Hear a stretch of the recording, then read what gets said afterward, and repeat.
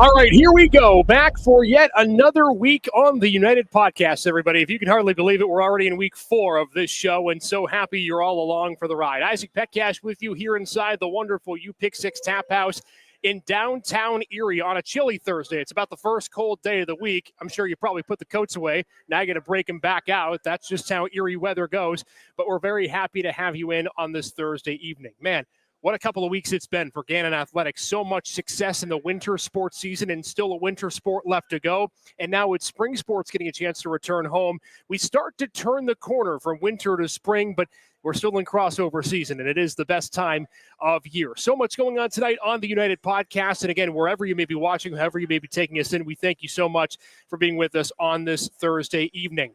Taking a look at what we got on the show tonight. This is exactly what you can expect on this Thursday evening, week number 4, here from 6 to 7. We're live again at the Tap House all night long. Coming up in just a moment, Cleve Wright, women's basketball head coach, will join us, he's had an eventful last couple of days, but a positive last couple of days. He'll be joining us in a moment as his team prepares to go to the Elite 8 coming up on Monday night at 6 o'clock. More details on that in about 2 seconds or so. Then Brandy Duran, the head coach of acrobatics and tumbling, will join us with student athlete Lauren Rupert ahead of their Make-A-Wish meet coming up this Saturday. So many great festivities happening there, as well as a chance to return home for A&T Saturday. And then Eric Rayburn getting ready for his spring game, some spring recruiting. He's going to give us the update on football and what all is going on in the world on the gridiron for Gannon football as they approach their spring season. Well, as we have talked about, and as so many of you know, we've got another Elite 8 appearance to talk about because for the second straight year, Gannon women's basketball is back there as they took down IUP in the regional championship to get to the Elite 8 and make the NCAA Final 8. Coming up on Monday, they're going to take on Grand Valley State in the 8-1 matchup coming up Monday, 6 o'clock. That game is going to be at the UPMC Cooper Fieldhouse, and that one's going to be happening on Monday at 6 o'clock. We can't wait for it. This has been a wonderful ride from a wonderful team and a wonderful head coach who I get to call Grandpa Wright for the first time. Oh, wow. Wow, we're going to go there right away. Well, okay. I was going to say it's been an exciting week for you, and I think I'd be remiss if I didn't talk about the excitement for you and getting to be a granddad for the first time. I'm sure it's been a wonderful experience. It was fantastic. As a matter of fact, McKinley May Wonderful. Cappers was born Tuesday morning at 2:59 a.m. So after we won the region, we got back and met with the team and did a little bit of eating. And I said, hey, the assistants coaches are going to take care of you guys. If you guys don't mind, I'm going to get on the road. And so I got on the road and drove to Cincinnati. Wow. And so I was there to meet her. Second or third one to meet her. So like 6:30 in the morning, 6:15. I'll tell you what, probably one of the easiest drives of your entire life. And it's been crazy.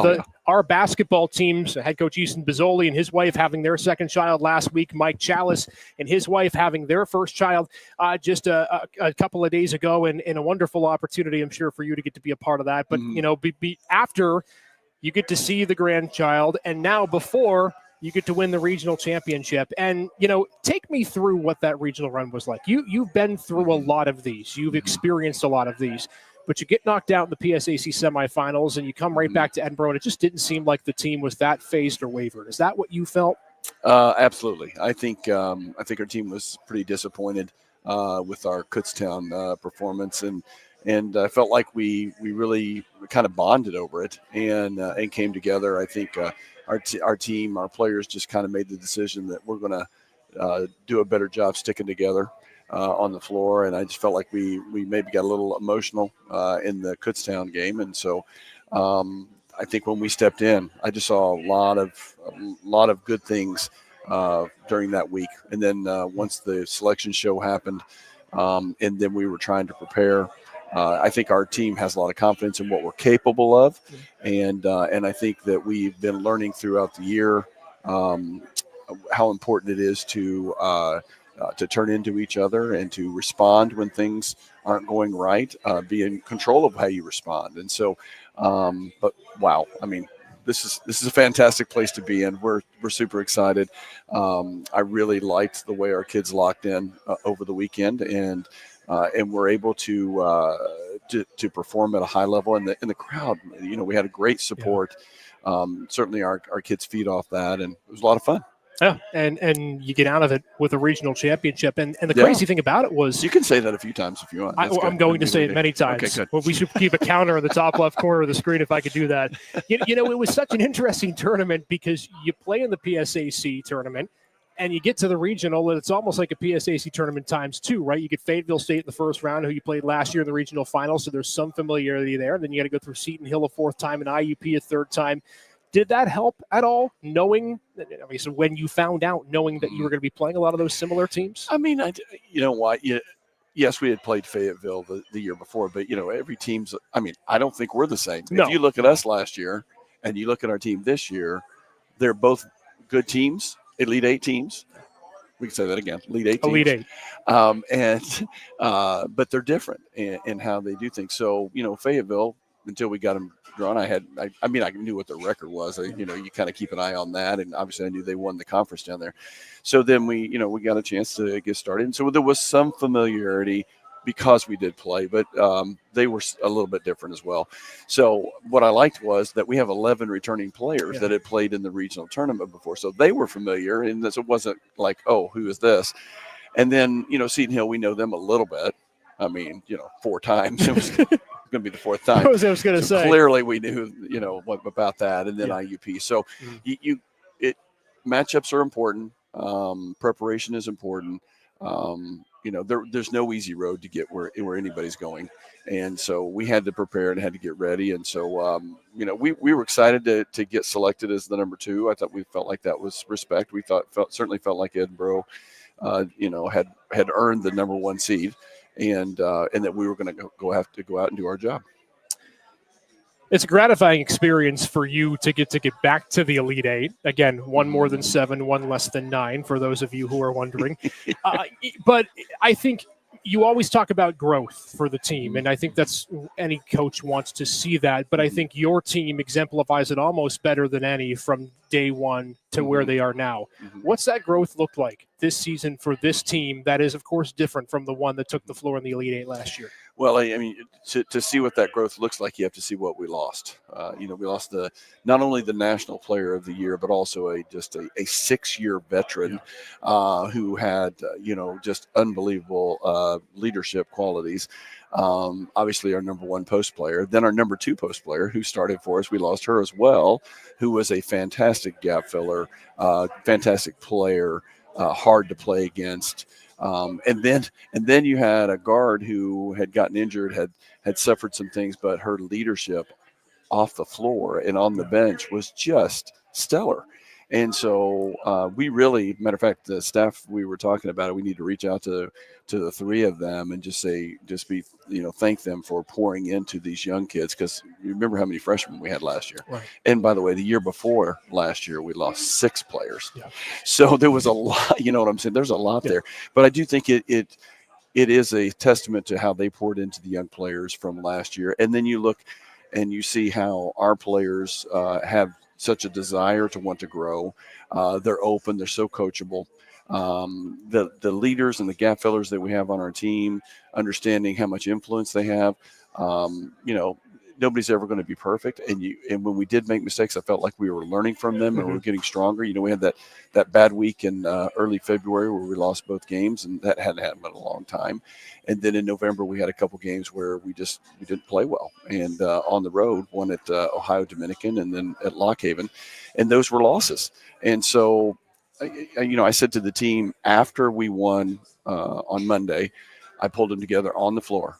And I said, we had to go through those things in order to get here. This team needed to do that. Not every team would have to do that, but this team had to do that. So we need to be thankful for those opportunities to grow. And what I would say is multiply what we were able to benefit from it. So I'm hoping that we continue to take these growth spurts that we've had and to take them to Pittsburgh and see what we can do. There's gratification for you in any season that you have success. I'm not doubting that, but in a season where you have more peaks and valleys, does it make it more satisfying at the end, knowing they were able to overcome more of those peaks, let's say, than in past years, in past teams? Well, I think any coach wants. I mean, our goal is to have our team grow and to reach their potential.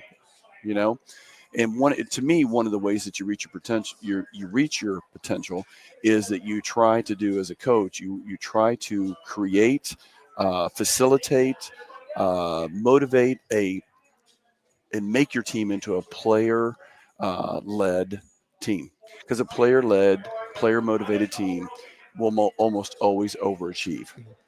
A coach-led, coach-motivated, if I have to do everything, or that's almost always going to underachieve, that team is. And so I think our team initially, I had to do a lot of the leading, and I think we have grown in that. We still have room to grow there, but I think we certainly have grown in that, and I think that's what's allowed us to be able to get to this point and trying to reach our potential. Before we let you go, let's chat a little bit about your matchup coming up in the Elite Eight. As the 8th seed taking on Grand Valley State, you were in the 1-8 matchup last year. You're in the 1-8 matchup again this year. They got a good program. Of course, you know that. Take me through some of what you're looking at when you get ready to face this team coming up on Monday night. Well, I mean, Mike, Coach Williams, Mike Williams is their coach. He's very well coached. He has a longtime veteran assistant, Phil Sayers. Their team, this is their team. I mean, they're good, very, very good, year in, year out. There's no doubt both of them and their team work extremely hard. They're very solid in a lot of areas. They're a little bit opposite of us because they have a lot of redshirt seniors, redshirt juniors, graduate kids. So they're, as far as experience, they're on that other end. And I have to tell you, if we were in a 7-game series, there's no way we win that 7-game series.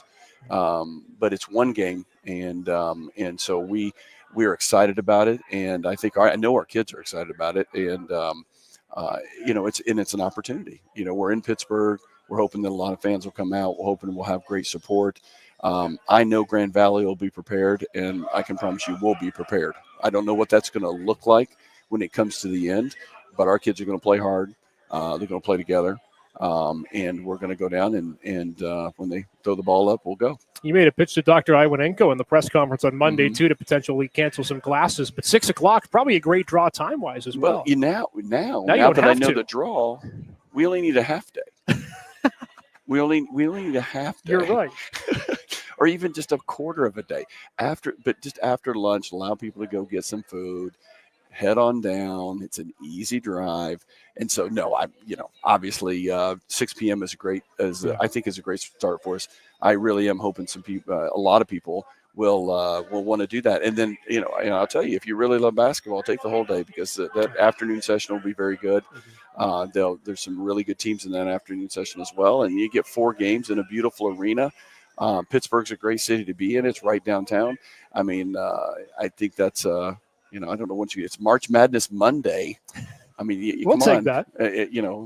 For Gannon and to see them, see our team play, and I know we'd appreciate it.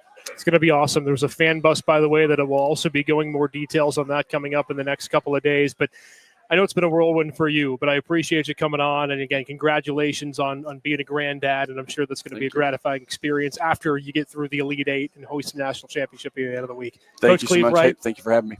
Thanks again for coming on. All right, man. All right, Coach Cleve Wright joining us as he departs for practice, because they're in practice as we currently speak. Women's basketball getting ready to face Grand Valley State coming up in the Elite Eight on Monday, 6 o'clock at the UPMC Cooper Fieldhouse at the University of Duquesne. Again, make sure to go, as Coach Wright was saying, it's just a short drive, 2 hours down I-79, and then you are there. We're going to get to, in just a minute, acrobatics and tumbling. Before we get to that, though, let's go ahead and show you what's on tap for the rest of this weekend.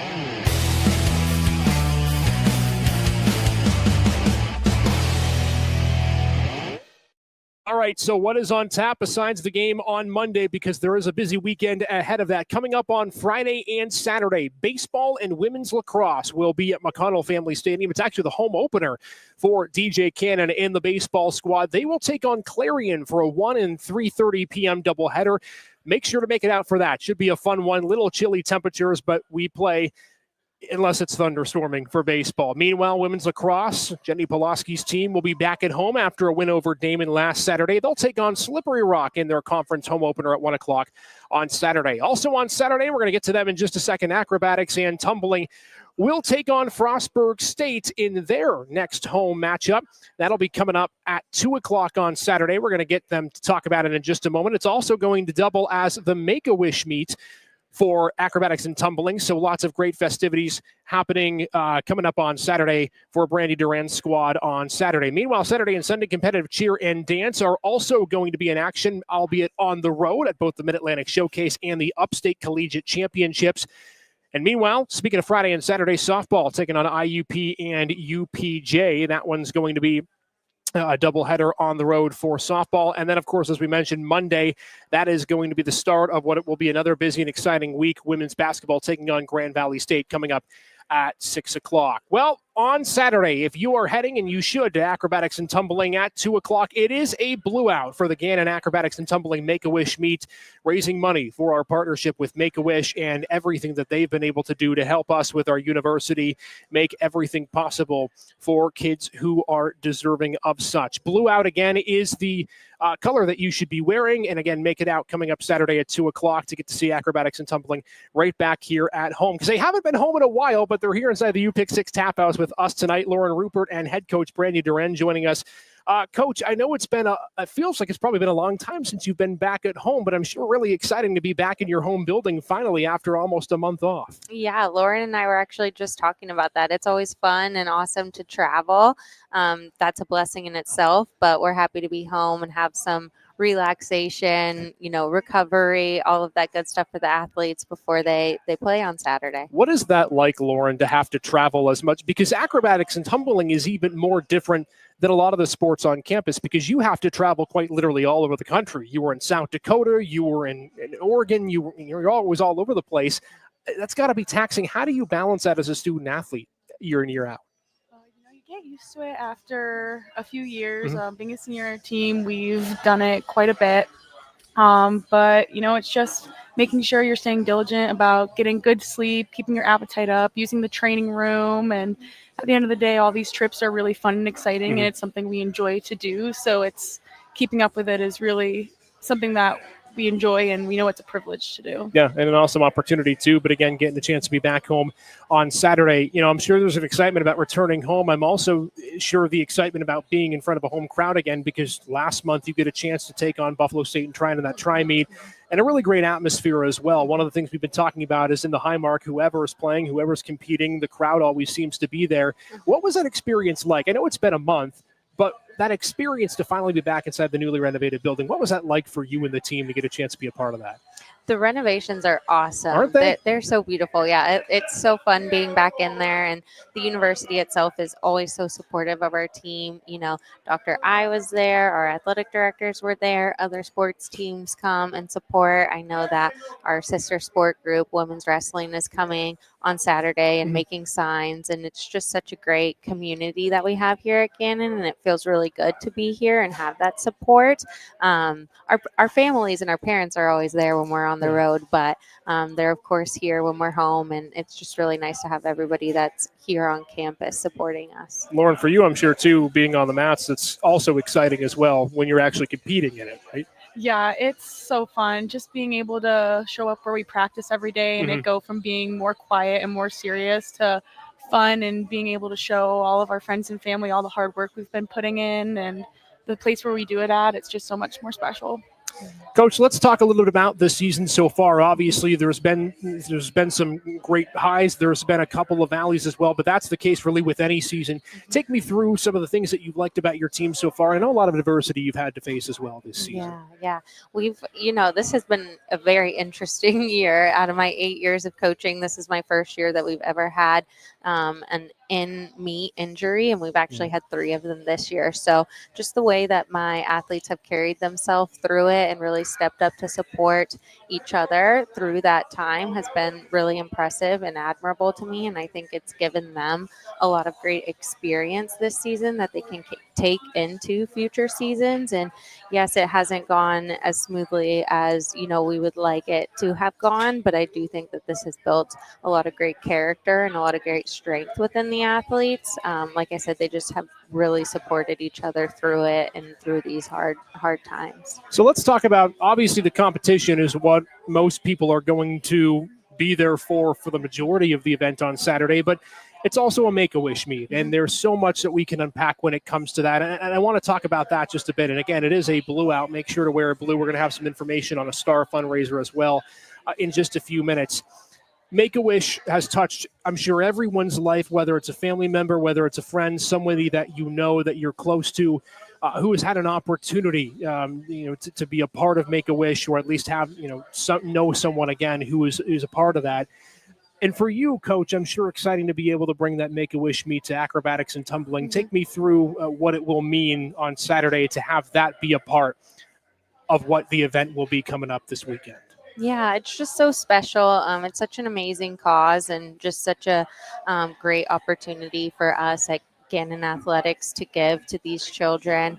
Our team is especially excited to have him at our meet and to have him there and to be able to be a part of that experience for him to get his, wish come true. And so we've never had it at our meet in the past 4 seasons. So it's really kind of special and cool that, our seniors get it after being here for 4 years and just the team gets it, and it's going to add that much more excitement to the meet. Lauren, when you have opportunities to have chances like this to be able to incorporate special meaning things into a meet like that, what does it mean to the athlete's perspective, and to be able to have that chance to get to incorporate Make-A-Wish into your meet?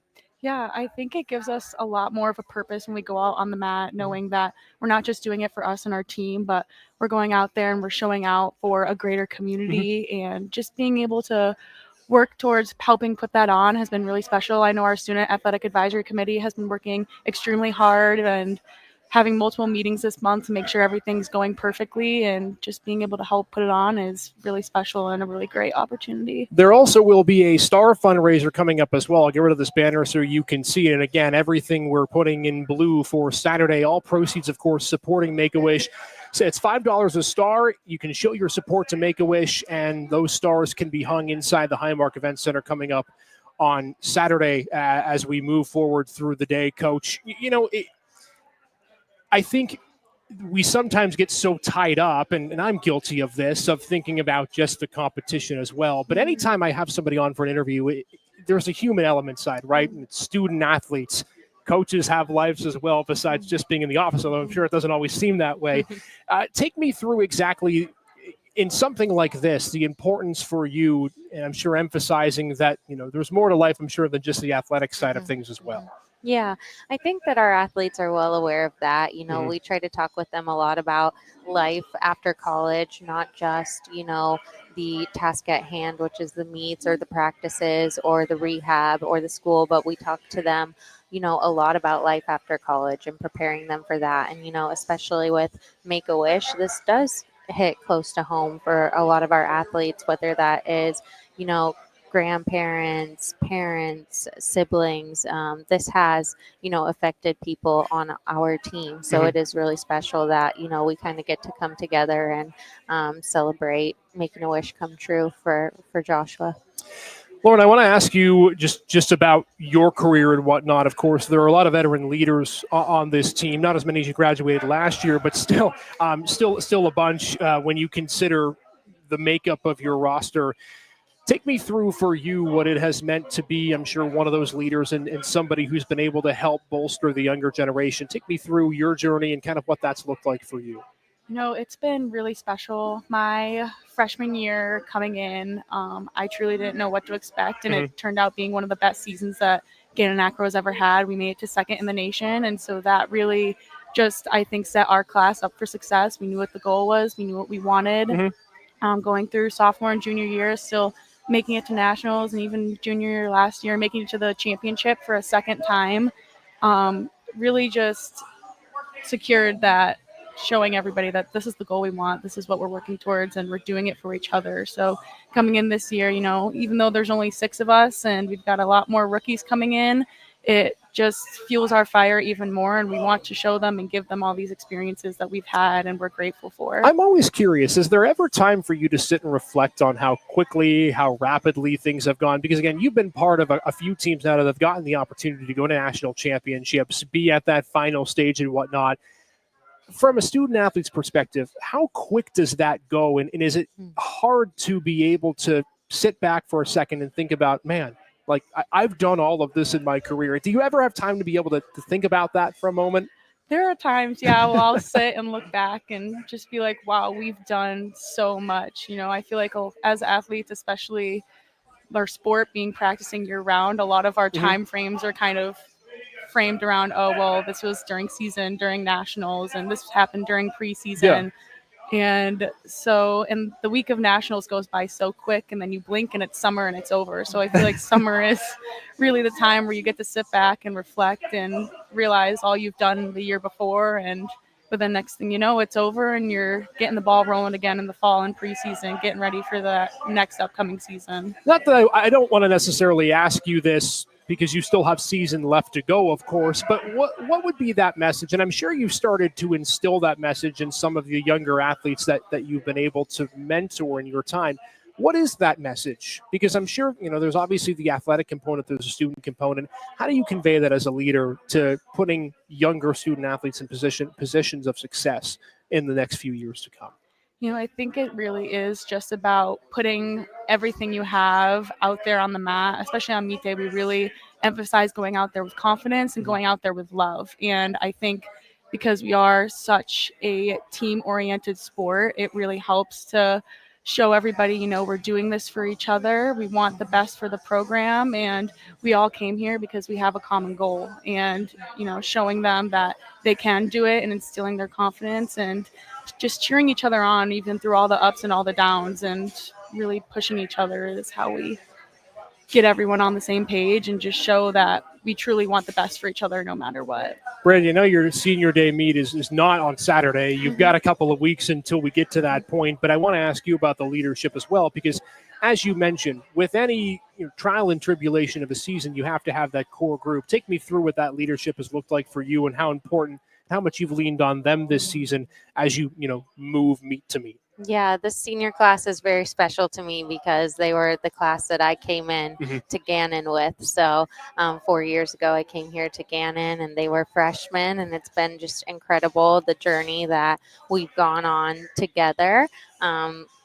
Trying to mentor them the best that I can inside and outside of practice and on the mat. And I'm just so proud of the humans that they are and the young women that they've grown into over the past 4 years. I have seen so much growth within them, not even just athletically, but just with character growth and development and just their leadership qualities. And I know that they're going to go out there and they're going to change the world in one way or another. And it's just really, really an honor to have been with them these past 4 years. So. Acrobatics and tumbling joining us on the United podcast. I want to ask you, Coach, you've had the chance now to be here a few years. You've seen this program, this university, this school, and how just impactful it has been, both with the success on the floor of competition and off the floor of competition. And we see in acrobatics and tumbling, you got the big schools, right? The Baylors, the Oregons, the Quinnipiacs, the whatever you want to say. And then Gannon has had this consistent powerhouse of a team year in, year out.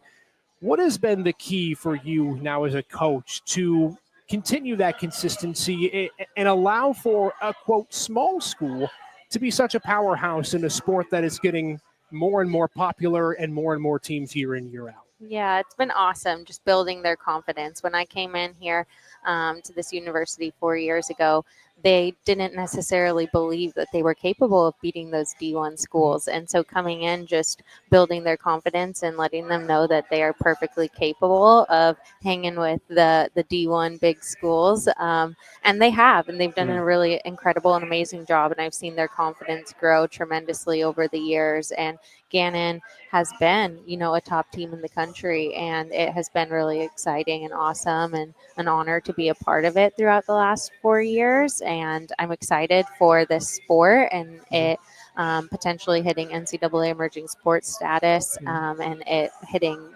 official sports status this summer or next summer. And then at that point, we'll only be competing against D2 schools. So it might seem a little bit easier for us in the future years, but it has been really awesome to just write our names down in the history books as a D2 school that's been consistently, in that top 8. Lauren, as a student athlete who has been a part of this team, what what does it mean to get to see the growth of the sport and then to have the NCAA affiliation next to it? What would that mean for a student athlete who's been a part of this team and has seen the team grow? It'd be really amazing and really exciting. The sport is growing so fast, and even in my past few years here, it has grown so much, and so many more programs are adding, and just the legitimacy of it being in the NCAA, I think that would allow for more student athletes to access it and allow more women to have these opportunities to get to compete at a college level, because that's truly what the sport is. It's giving opportunities to those who wouldn't have them outside of the world of acro. And so I think just being a true NCAA sport, it would just grow the opportunity and get the word out there more that there is a home and is a place for these gymnasts and these cheerleaders who may not have the opportunity to go and compete at a college at the collegiate level and continue their dreams. Yeah, it's more than deserving, no doubt about that. And we hope that we will see that sooner than later. Coach, your message to those who maybe have not had an opportunity to extend themselves into an acrobatics and tumbling event, and what it would mean to get to see a really full crowd coming up on Saturday. Yeah, I would say come and see what acrobatics and tumbling is all about. It's a mixture of gymnastics, of competitive cheer, of acrobatic gymnastics, Cirque du Soleil type of stuff. So it's really exciting. I always laugh and I say that like it's our athletes' dad's favorite sport. The moms always know what's going on because they're totally into gymnastics or cheerleading or whatever world, their athlete grew up in. But dads love that it's more of a game. Right. It definitely is more of a game format than gymnastics or cheerleading is. It's a lot more back and forth. You have, your scores live in action, and the dads really love it. So that's always something that I think is really entertaining to see. It is fun. It is neat to get to see it again, all for a great cause as well on Saturday. Remember, if and when you attend on Saturday, wear blue for the Make-A-Wish Meet Blue Out festivities happening throughout the day, including a star fundraiser. $5 a star will help proceed Make-A-Wish, and you can hang them up in the Highmark Events Center as part of the events and whatnot happening for Make-A-Wish Meet coming up on Saturday. Lauren and Brandy, thanks again for joining me. Best of luck on Saturday. We can't wait to see you out. It can't come soon enough. Nice thing is, I will tell you, too, the Highmark Events Center is heated. So despite the fact that it's down to, 32, 33 degrees again, I'm sick of this cold. I don't know about you two, but I'm sick of this cold. Yeah, definitely. All right, acrobatics and tumbling, thank you to both, and best of luck on Saturday. Thank you. And again, the Blue Out happening on Saturday afternoon. 2 o'clock is the time of the game. This will be an exciting atmosphere, an exciting environment when they face Buffalo State and trying it home back on Valentine's Day. It was a great atmosphere and a great environment, and we can't wait to see Coach Duran and the acrobatics and tumbling team out. Coming up Saturday at 2 o'clock, it will be part of course, a doubleheader happening on Saturday, 1 o'clock at McConnell Family Stadium on Saturday at 1 o'clock. Women's lacrosse will take on Slippery Rock, so you can head over there and then catch acrobatics and tumbling following the game when they face Frostburg State. As we get ready to welcome in some more guests on the United Podcast, in just a few minutes, football head coach Eric Rayburn is going to join us. We want to pay attention and give you some exciting news with some things happening around Gannon University in the athletic department. Of course, as we mentioned to you last week, the great academic achievements of so many of our student athletes in the fall semester. In case you missed the news, 95 student athletes had a perfect 4.0 GPA on campus in the fall semester, an incredible number for so many of our great student athletes, and a cumulative GPA of 3.411. That is, again, a remarkable number, and again, just shows that there is the student element that is preached at Gannon University just as important as the athletic element as well. And just announced earlier this week, Gannon remaining in first place in the Dixon Trophy standings for PSAC sports competition through the winter standings. Gannon remaining, as we said, in that first place position, trying to take home yet another Dixon Trophy. There has been a second home, if you will, besides the PSAC office in the last few seasons that has also resided on the campus of Gannon, and we hope to be able to bring that back again in 2024-2025. So exciting news with the first place standings right now in the Dixon Trophy overall race through the winter standings. Of course, still the spring season still to go. All right, we continue along here on the United Podcast. Isaac Petcash joining you inside the U-Pick 6 Tap House in downtown Erie. Make sure to stop out. There's a really good crowd in front of me. A lot of people enjoying the post-St. Patrick's Day festivities and getting up ready for an extremely exciting weekend on campus with so many athletic events. It was an exciting week, as we talked about, in athletics, between the women's basketball team making the Elite Eight, the men's basketball team making the regional final, Dorian Crosby, Jerry Echeverria claiming All-American status at wrestling national championships. There were so many amazing things that went down, but we had to do difficult work today. We had to whittle an amazing amount of great plays down to just 5. So without further ado, it is now time for our top 5 plays of the week from what we captured on with our cameras. Let's take a look.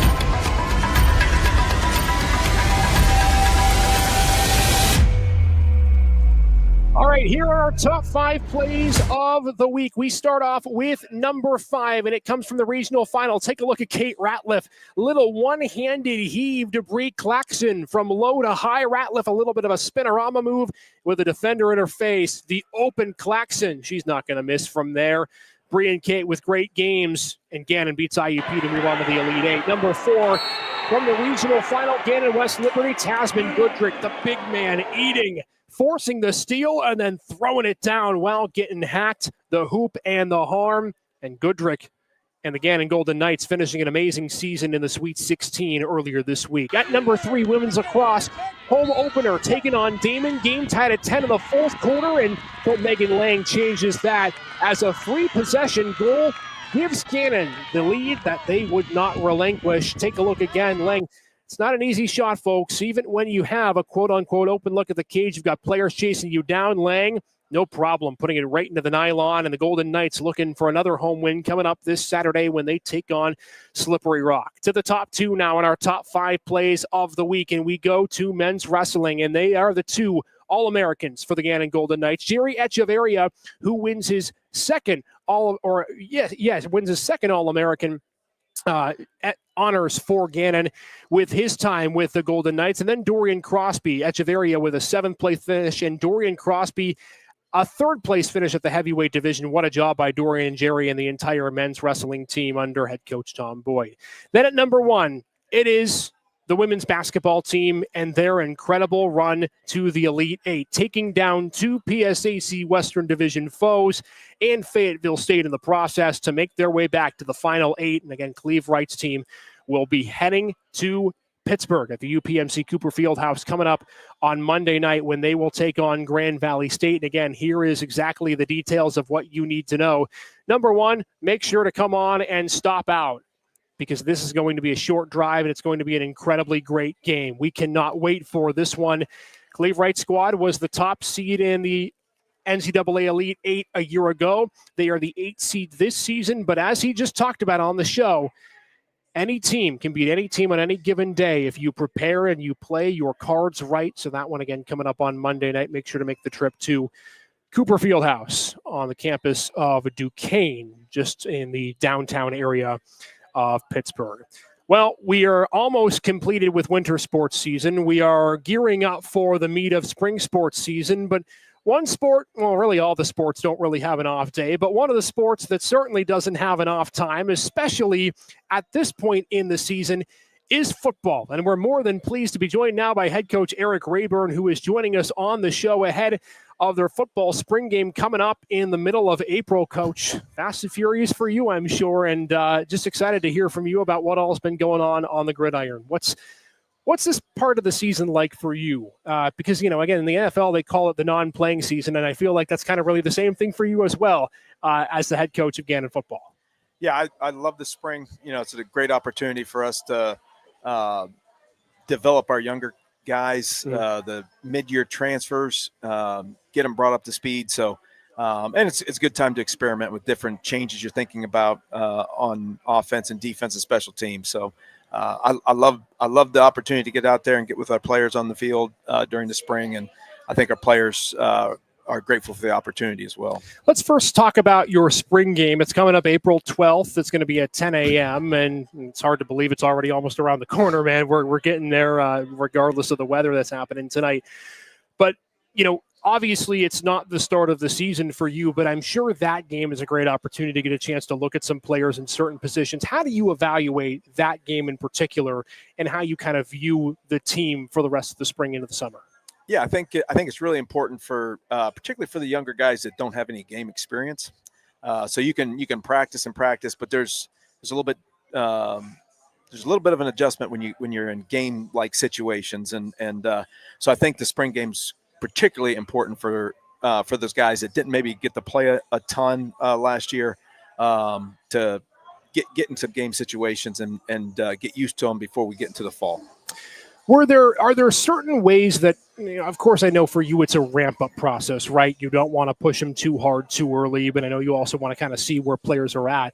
As a coach in your evaluations, what's the methodology behind trying to get your guys ready for that game in particular? Do you take it like it is a game week? Take me through that process as to what it will be like leading up from now until spring game, and if it's going to be like a game week for your kids in a sense. We try to, in practice, we do a lot of game situations, ton in the spring. And so we're obviously going against each other. So we're seeing mostly the same looks that our defense uses. So it's not anything really related to opponents. It's more just getting them used to reacting to and making good decisions in the different situations you might face in the game. So we'll have officials. We try to make it as real as possible, and in the hopes that for any of those guys that this fall will be their first year as a starter, they'll be a little more comfortable in that first game because of the spring game. I know you don't have a say right now as to what the roster, the depth chart's going to look like, but when you look at the roster as a whole, you talked about you have a lot of opportunity for returning players coming up this year, guys who may have been first-year starters, guys who will be first-year starters. When you look at the makeup of your team, take me through the experience that you think you're going to be getting back that might be able to help you in certain situations from what you saw last season. Yeah, obviously on offense, having Tank back at receiver, he's been fantastic. Been all conference every year. As a true freshman, he played for us and played really well. Was the newcomer of the year in the conference. So he's dynamic player. We got to do a good job of getting the ball in his hands, and so we really feel like he'll be our biggest weapon on offense. But we have a lot of young guys around him that I think. If they continue to have a good spring and off season, they'll be ready to play well in the fall also. And then James Faulkner at tight end was a guy that last fall we thought was going to have a huge year for us. A transfer who had been all MEC. Unfortunately, in preseason camp, he gets a fracture and misses the whole season. So he's back healthy now and practicing in the spring. So we're really excited to see what he can do too. And then on defense, I think we have a ton of experience back on. We're very young, very inexperienced, in the secondary and at linebacker. But that's not going to be the case this next fall. We have a lot of guys returning that have played a lot of football games, and so we're hoping. They kind of take the next step and start to play at a really high level. One of the things that I always want to tell every coach, especially this time of year, football coaches, is bless you for the work that you have to do to put the pieces together when it comes to your roster. Can you, as much as you're able to, you've gotten an opportunity to sign a good amount of players already. Of course, I'm sure you're always active in looking in the transfer portal. What is it like now for a coach and a coaching staff in college football to have to go through roster makeup, and how has it evolved from the time that you started as head coach until now? Because for me, I look on the outside, and I'm sure so many people look at the outside and they're like, how do you do it? You've got people entering the portal left and right. What's that like for you this process now as a coach compared to maybe when you started, and how it's evolved this time of year? Yeah, obviously drastically different now than when I first started. When I first started, players transferring was very, very rare. And so I think the advantage of that is, you had a chance to really develop guys. You're going to have them 4 years, maybe 5 years if they redshirted. So you had a lot more time to develop players, and you didn't have to stick them in games quite as early, and but now with the portal, it's basically like you got to look at it like a completely different roster every year, and kind of and start from scratch. And you don't always have the opportunity to have guys in your program for 4 or 5 years where you get to really have a ton of time to develop them. So I think, one of the things we talked about this year that I think really caused us issues in the fall was, trying to do too much. When you have so many players entering your program because of the portal and stuff, I think you got to try to keep it simple so that you can bring them up to speed and get them ready so they can go in there and contribute right away. So I think that's the difference. I really enjoy, like, my favorite part of coaching is watching guys improve and get better. Yeah. And so we still have that, but that you just know, like, hey, there's going to be a lot more turnover now with the portal than ever before. So I don't like it a ton, but it is what it is. So you got to make the best of it. And I think last year, this past season, I believe there's over 9,000 players that got in the portal in football. That's just the world that we live in now in college football. And so, you have your recruiting where you're going after the high school seniors and trying to get them to commit to your program. And then you got a separate recruiting going on from the portal. And to do well, you got to win both. And this past year, we didn't do as well in the portal. And so the guys that we lost in the portal, the guys we brought in, we weren't able to make up some of the losses, some of the hits to our roster that we took with guys transferring to Division I schools and that type of thing. So nowadays you got to measure your incoming, your true freshmen coming right out of high school, that recruiting class, and then you got to find a way to at least break even in the portal. So if you lose 5 good players, you got to find a way to bring 5 good ones in, or you're going to be in trouble. It seems like with, as you mentioned, Coach, over 9,000 in the portal, but again, there's so many different directions that things take. But I'm sure you talked about a few of the players that you get a chance to bring back, and you had a chance to announce some of your official signings as well. I'm sure there's going to be a lot of excitement over that. Take me through what you're looking forward to from some of those individual student athletes who have had a chance to sign with you as you move through the spring. Yeah, we're excited about the. We signed 6 mid-year transfers, so those guys have been working out with us, and they're kind of already part of the team now. And we just finished today was our 5th spring practice, so those guys are doing well. I feel like they're really progressing and have totally bought in, and so we're really excited to have them. And then obviously we signed 24 guys from high school, and I think that's a really good class as well.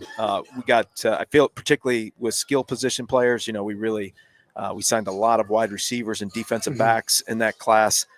Those were 2 positions where we got hit pretty hard with graduation, and and the guys we brought in, I think, are super talented.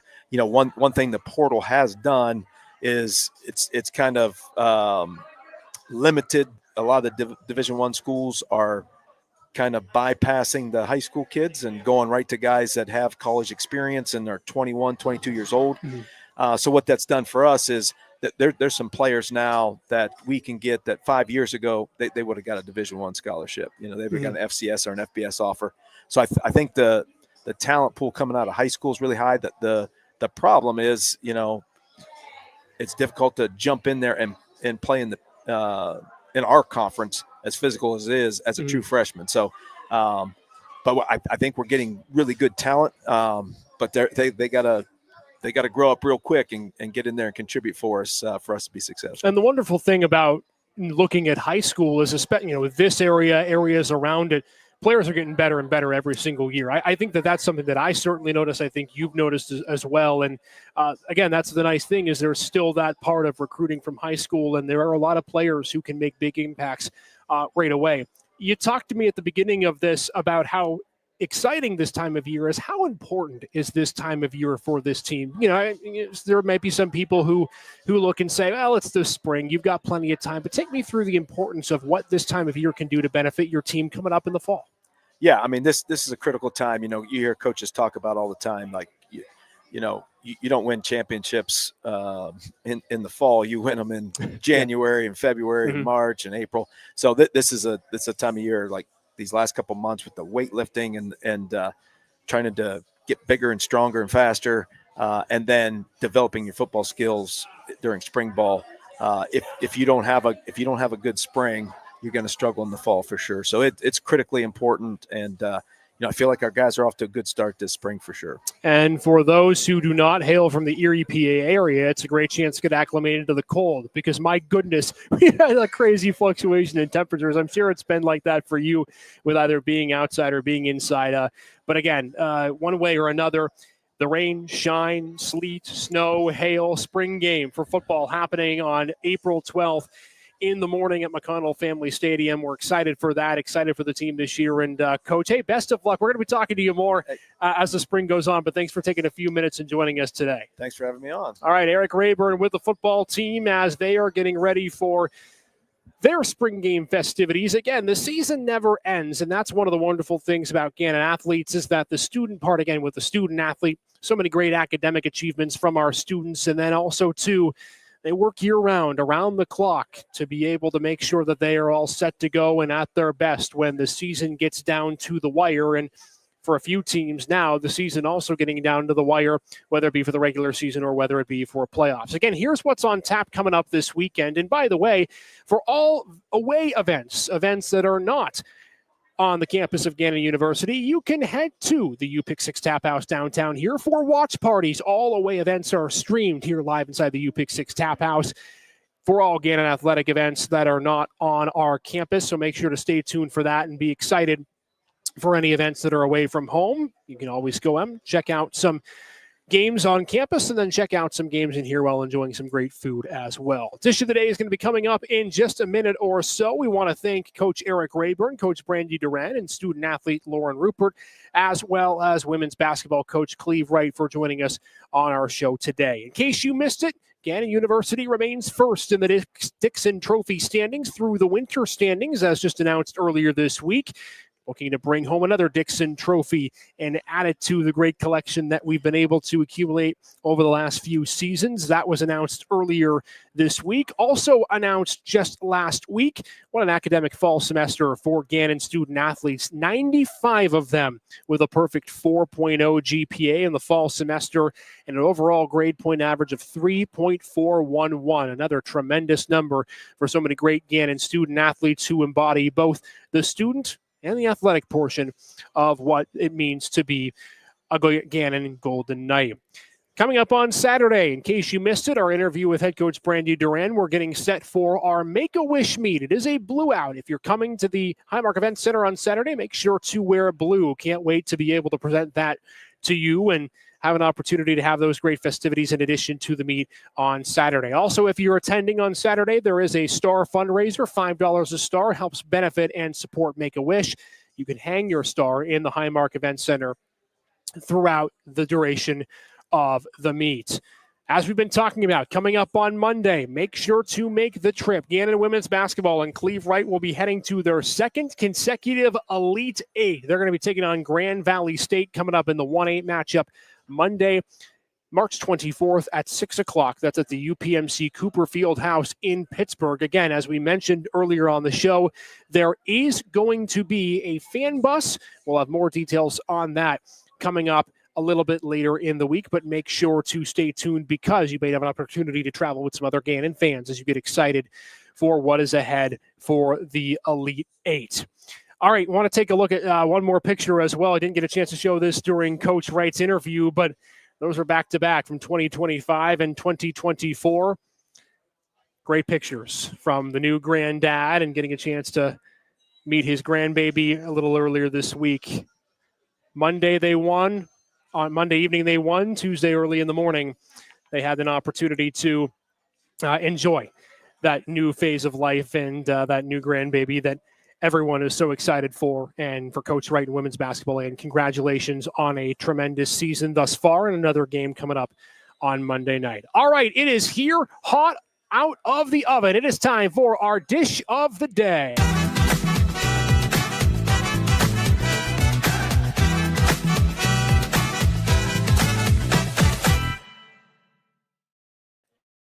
Our dish of the day. Coach Wright would like our dish of the day. It is actually my mother-in-law's favorite. It is the bacon flatbread.